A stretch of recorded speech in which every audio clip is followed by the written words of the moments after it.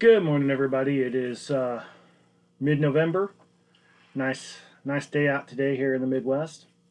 And I'm Robert Wolf, and this is the Heartland Report, where I try to talk honestly about the issues shaping our farms, our food supply, and the future. Today, we're going to dig into one of the most important or most misunderstood problems in agriculture. The fact that four companies control 85% of all beef processing in the United States. And I'm focusing on beef today, but similar numbers for pork and chicken do apply. So now, if you're not a rancher or a farmer, you might hear that and think, okay, but why does this matter? Well, buckle up, because it matters to you. It matters to your grocery bill, your community, and our national security. So let's break it down. Let's go with number one. Uh, Ranchers and farmers get paid far less than they used to. Back in the 70s, they earned about 70 cents of every beef dollar.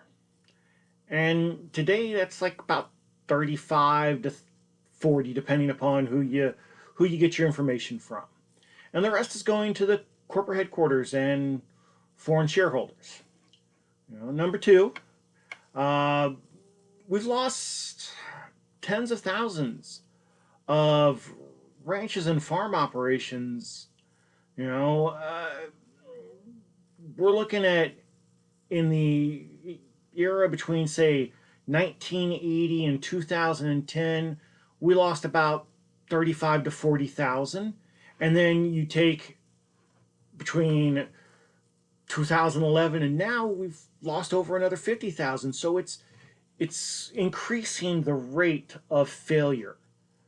And that's generational agriculture being wiped out for many people. Number three, I would go with is there have been repeated price fixing lawsuits. When the ranchers and farmers used to have a dozen buyers competing, they got a fair price. Now, in many areas, there's only one or two buyers at an auction, and when there's one buyer, they set the price. It's not the market, and they've made some settlements, of course, without claiming responsibility.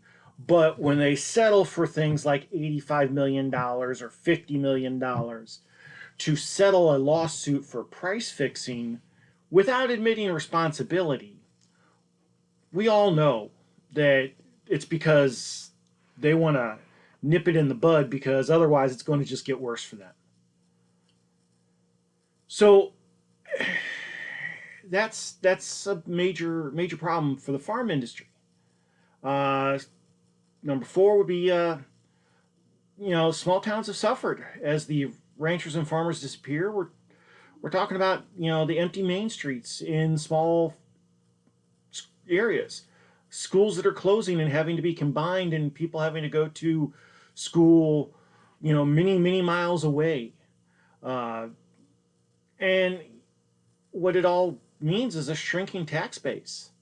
So there's less money for the government and the schools to do things to take care of that next generation that's growing up and making sure that they have the ability to obtain a better life.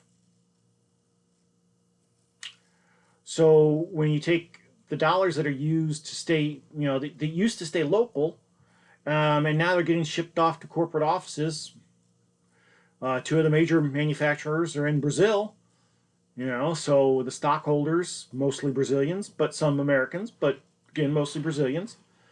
That money is leaving not only your local community, it's leaving the country. So number five, I guess I'd go with, the cash markets. They used to be a little more transparent, but they're dying. In the 1990s, 80% of the cattle were sold through the open auction system, and today it's about 25%. So instead of having open system, we're having private contracts that always seem to keep paying the rancher and farmer less. And that's partially because at the auctions, if there's only one or two people and they have set a system where they price fix, where they say, you're going to be at this auction, and then the next week I'm going to be at that auction, and the next week they're going to be at that auction, so they don't have competition, well, that's not capitalism. For those of you who think it is, it's just not. All right, so then number 6, our food system's fragile. Just mega plant processing nearly half of the beef. When COVID hit, whether you believe it or not, it created problems with our food system. It proved how risky it is to be so concentrated into big plants that ended up being shut down. Shelves went empty. And the rancher and farmer had nowhere to go. A lot of animals, not just beef, a lot of, pork and chicken, they got called and they didn't even go to somebody to eat them. So maybe some of that big manufacturing plants that we have gone to try and be more efficient is not really good long term or in a crisis. Next is going to be, product of the USA. And it's always what it sounds like. Since country of origin labeling was repealed, packers can import beef from Brazil or Australia, repackage it here, and slap a product of the USA label on it. That crushed the American grass-fed producers. Yes, the beef we get from those countries tends to be leaner, so it gets mixed in and ground up into the hamburger that you buy in the tubes at your local grocery store. The ones that might have the DNA of 50 or 100 cattle in 1 pound of beef. That isn't always. It's a little extreme, but it can happen, and that's the system we've kind of moved to. So then number 8's the small ranchers and farmers. They're getting worse deals. Excuse me. They're getting worse deals from these mega factory farmers and feedlots that these processors are the big players, and they get to kind of set the numbers and set the standards, and everybody else just has to kind of fall in line. And if that means you're working for free, well, you're kind of working for free. And if you work for free too long, you can't afford to do that, you end up out of business, which has caused a lot of our ranches and farmers to close. And then let's go with next one I would say is the fact that we've got, again, I mentioned it briefly, but, we got JBS and Marfrig that are both Brazilian companies. And JBS USA is a division of JBS, and National Beef is a division of Marfrig. And, they control about 40%, a little more than 40% of America's beef. So yes, foreign corporations are the ones that have, by the way, pled guilty to price fixing and been linked to bribery scandals in their own country of Brazil. And yet they're working freely here in the United States, which has damaged not just the farmers and the ranchers, but it also hurts the American consumers. And while I think most of us agree that a fair price for fair labor or fair work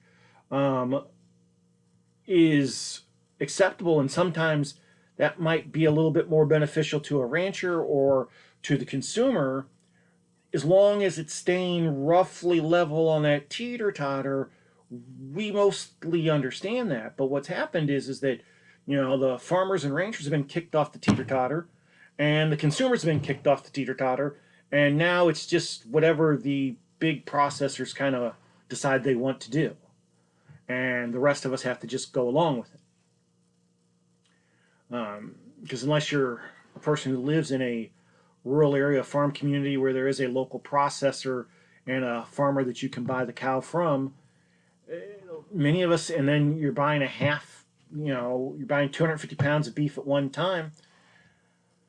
That's pretty expensive for people to do, and to get even a quarter of a beef, 100 pounds to 150 pounds somewhere, depending upon the kind of cow and what you get cut out of it and how much bone is left in. That's a lot of that's a lot to be purchasing all at one time for most Americans these days. So the consumer can't just easily go out and change and say, nope, I'm no longer going to buy from the grocery store that gets from the processing plant that feeds these big four meat packers. So, and then I guess I'm going to wrap up with number 10, and that's worker safety. In these plants, it gets worse. As they get bigger, the stuff goes down the line faster, and you're cutting yours off, passing to the next guy. He's cutting what he's doing, and it keeps going down the line, which is also why we end up with multiple DNAs in the same ground beef. Not just a few, we're talking many. So the chance for a disease to be spread over to multiple, lines of food that go to the grocery store and then go to the American consumer is increased. Are there other ways to offset it? Sure, but when it doesn't go right, then it becomes a huge number of recall. So there's that issue, and then there is just the safety for the workers who are forced to work on a speed and a volume, and the workers are the ones who end up getting injured and paid the price, and they don't have great pay, they don't have great benefits, so they're losing on their side as well. So I guess, why should you care? Isn't that what everybody always says? What's in it for me? What's my concern? Why do I need to pay attention? Well, because this isn't just about the ranchers and the farmers. It's about food security. It's about national security and the economic survival of rural America and suburban America and urban America. Because if the ranchers can't produce the food, they stop producing, and eventually that means you in a suburban or urban area don't have the food to buy unless you have a garden in your backyard that's sufficient to produce your own food. And I don't think most people in the suburbs or in the urban areas do. Their gardens just tend to offset a little bit of what they're not buying at the grocery store. So we need to think about that, because when the markets don't work, the whole system breaks down. All right. I appreciate you taking the time to listen to me. I'm Robert Wolf, and this has been the Heartland Report. And stay tuned. Stay informed. And I hope you all have yourselves a wonderful day here in November. Thank you.